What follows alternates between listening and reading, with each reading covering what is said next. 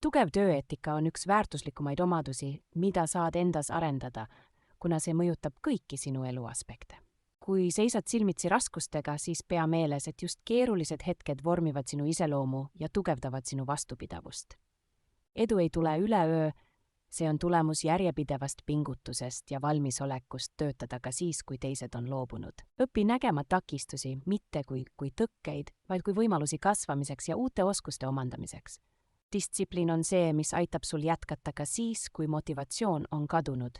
Kujunda harjumusi, mis toetavad sinu pikaajalisi eesmärke. Meeskonnatöös usalda oma kolleege, kuid ole alati see, kellele teised saavad loota.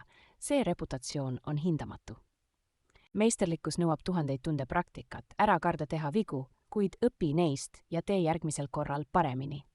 Sinu võime keskenduda pikalt ühele ülesandele ilma kõrvaliste teguriteta on tänapäeva pidevalt häirivas maailmas võimas konkurentsieelis.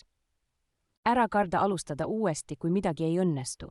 Järjekindlus tähendab, et oled valmis proovima erinevaid lähenemisviise, kuni leiad lahenduse.